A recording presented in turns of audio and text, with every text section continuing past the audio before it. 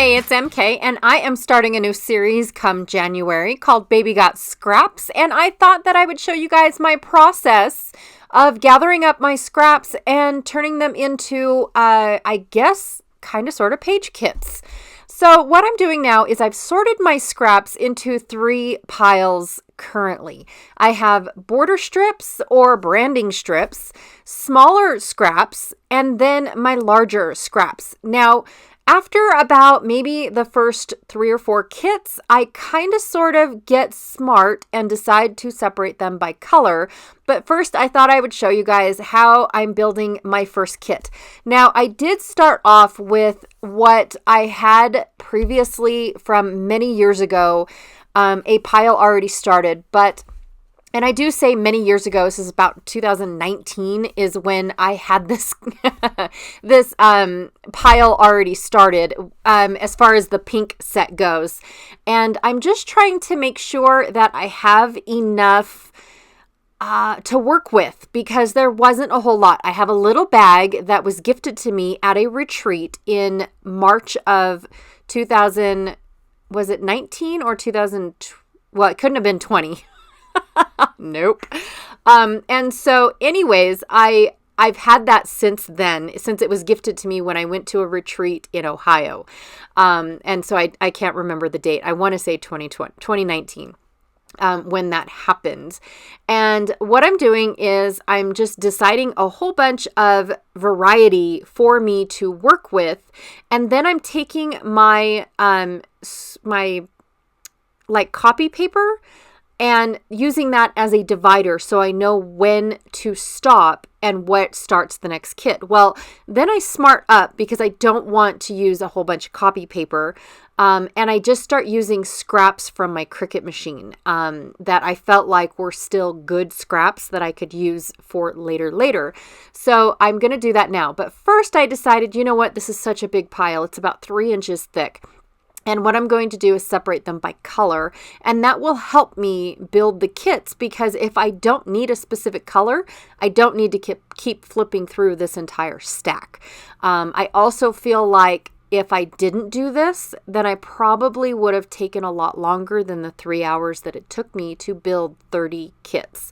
I do have to tell you guys that this Scrap Your Scraps little series is going to go on for 30 days in January. However, there's a bunch of girls that are just doing what they can instead of just all 30.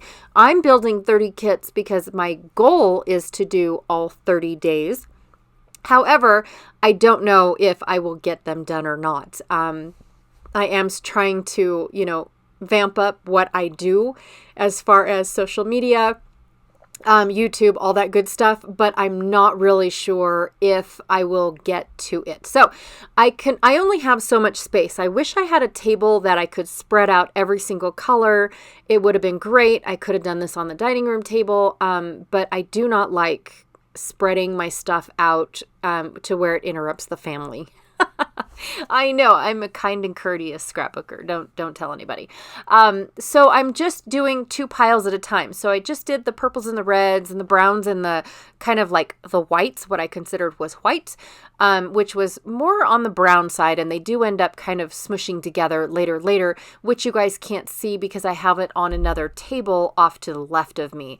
Now I'm doing blacks and blues. And then what is left was the green and the yellows and oranges. I went ahead and stuck in one pile, but because of how little I had left, I went ahead and did the greens and oranges in my hand while I was doing the blue and the black. So now I'm getting back to creating my layouts, and as I was pulling all of my scraps, I went through every single one of my scraps. So basically how I have my patterned scraps is by category.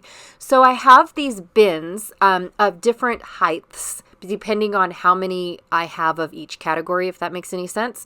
I have all these bins that are based off of categories, based off of what I scrap the most. So if I scrap the outdoors, anything to do with water. I love my industrial grunge bin. That is my favoritist because that kind of sort of can get added to any different type of, layout that I'm doing. It just depends on the mood, if I want to play with gears or not.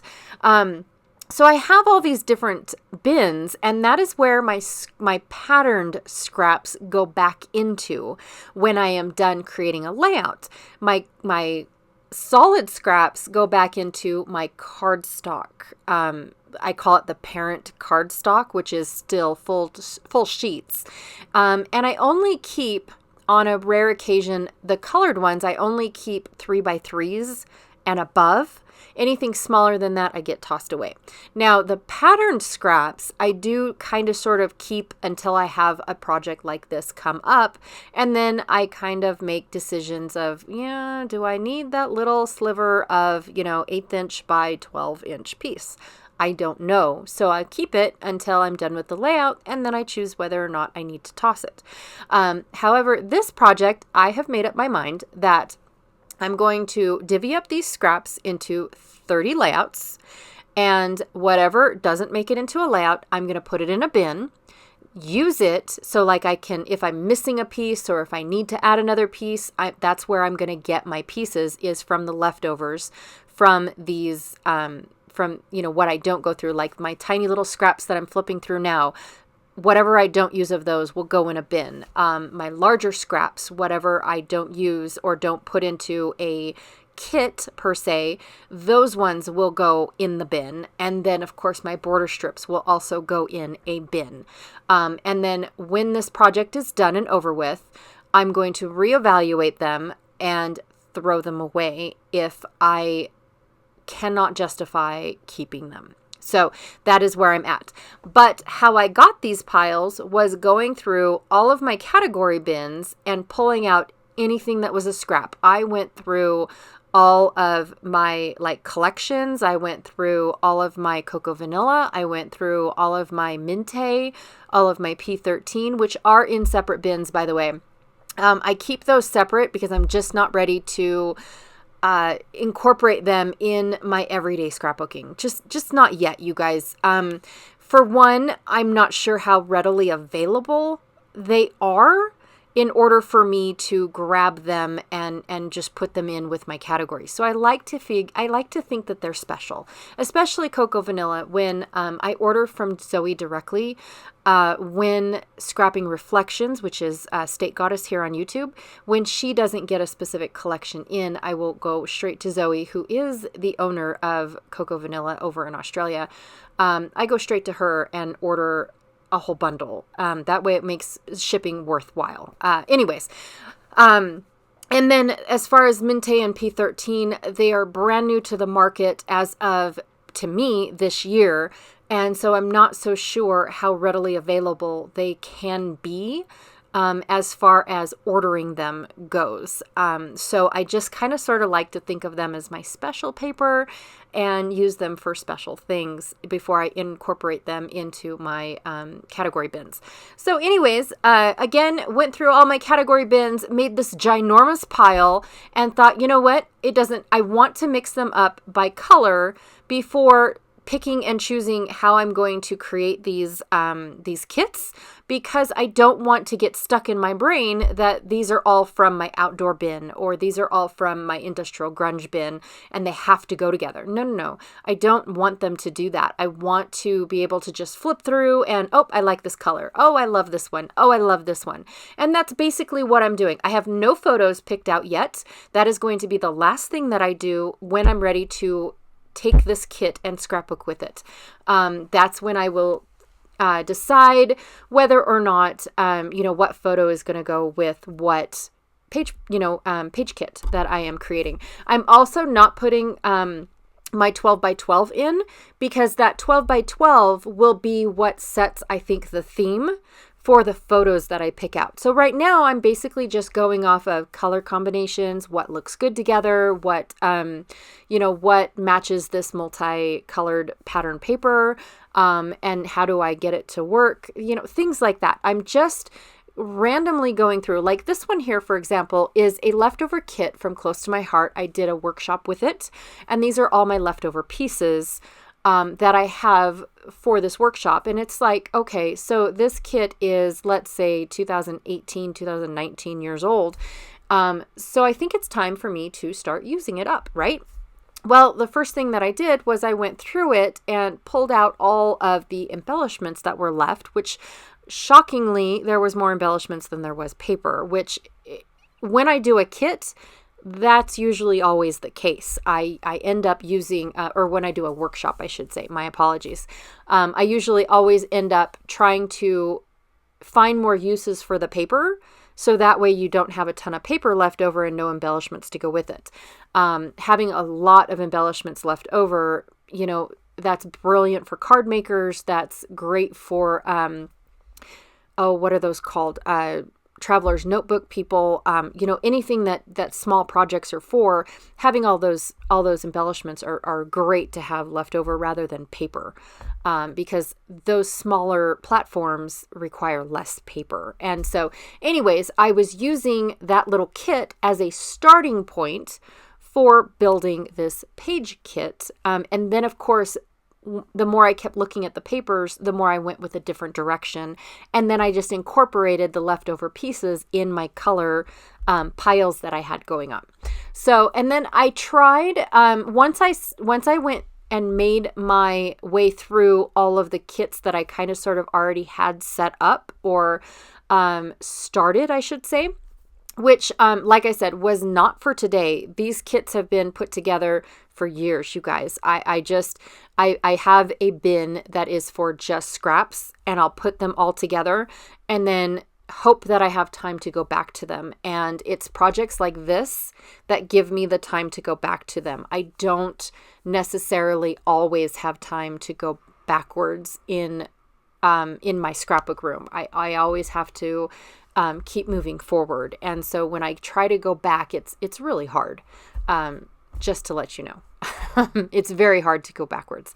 So anyways, what I have here going on is, just like I said, I'm trying to pull from the multicolored pile first and build a kit off of that, without trying to think of, okay, now I need to look for all the papers that were in my foodie bin, or I have to look for papers that were all in my, what I call fanfare bin, which is for like parties and theme parks and things like that. Fanfare, anything that is psychotic fun is how I kind of look at it. But I didn't want to do that. I tried to keep an open mind.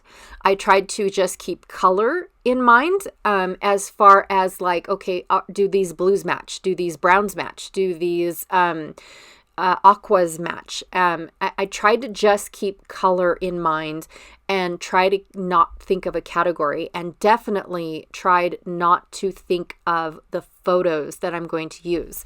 I will have time to pick out photos when I go to make that layout. So what I'm going to do is, even though I started at the bottom with a very, very pink Valentine-esque feel page kit, that page kit is going to be at the end of January, which means that it's going to be closer to February. So that makes sense to me to put those lovey-dovey type of layouts at the end of January instead of at the very beginning of January, because I'm not really in that mood to scrapbook for that far ahead in the month, if that makes any sense. I hope so. I don't know. Half the time I have no clue what comes out.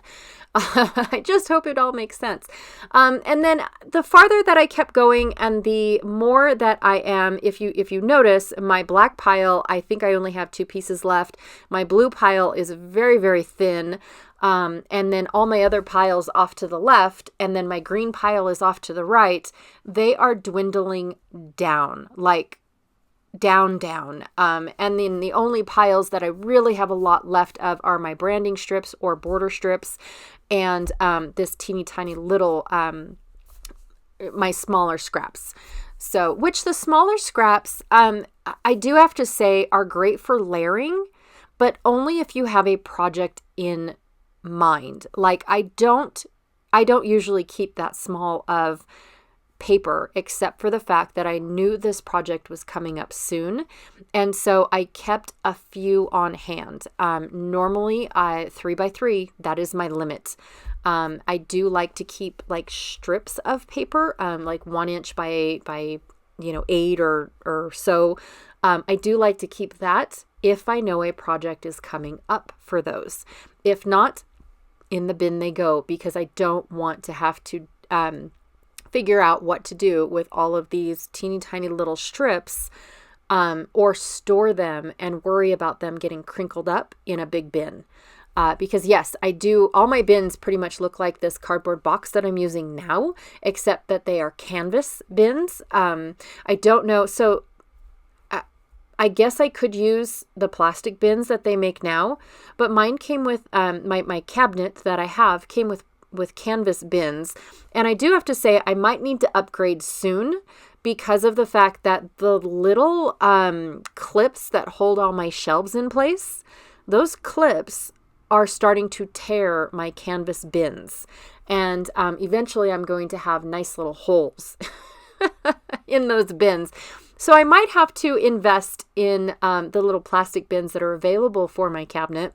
I just worry about my cabinet not being the right size, and the bins being too big, and I won't have enough room for those bins to fit in if I order them, and then they won't take them back. So, but they're usually really good. The company that I bought my cabinet from, I usually just call them, give them the serial number for the bin or the cabinet that I have, and they are usually very, very good at letting me know, oh yeah, sure, if you order this and they don't fit, just send it back and we'll refund you. So they've done that to me, or for me, twice when I've tried to update my cabinet, by the way. So, and if you guys are curious, my cabinet is from the original scrap box, which it's not called that now. Now it's called Create Room. And I have like a 00 negative cabinet. I have one of the very first original cabinets where it had a beautiful face on it, but when you opened it up, it was all the natural faux wood and whatnot. And it's got like 82 little slots for different sized bins. Some of them are, I think, 12.5 by 12.5 by 2 inch, 12.5 by 12.5 by 5 inch.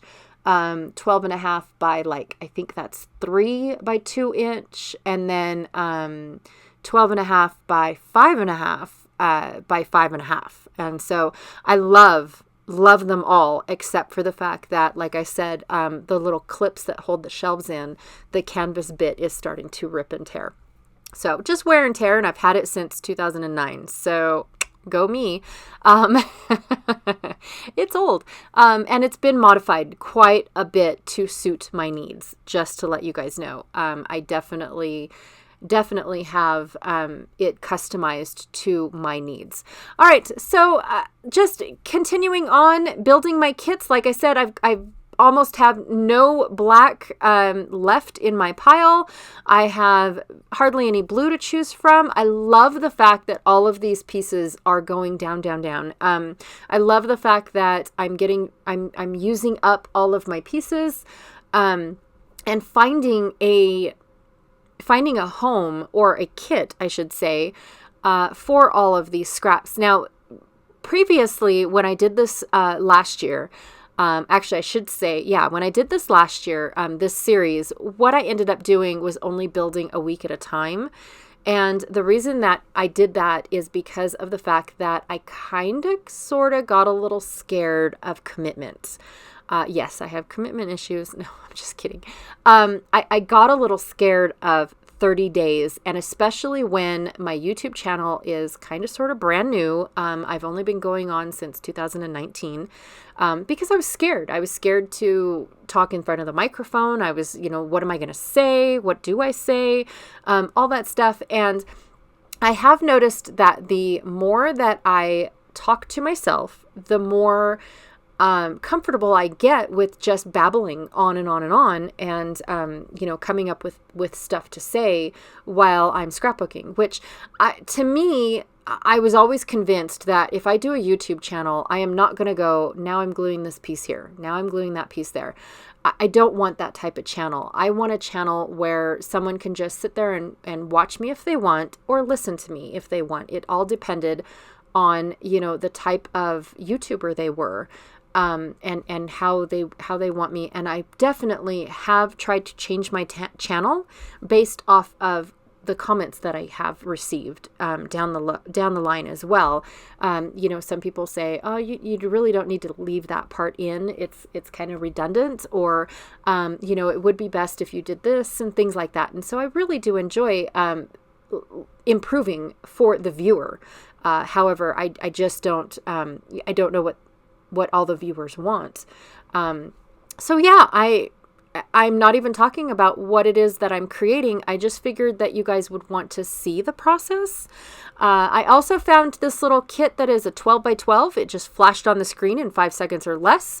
And I am counting my kits as I go because I keep losing track.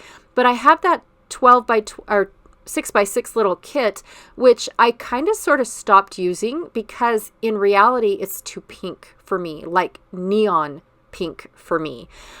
So yeah, that is it. I babbled through the entire way without even talking about what it was that I was doing or the process. I did talk about the process a little bit, but I thought you guys would want to see what it was that I was doing for next year and kind of get a glimpse of how I put all this together.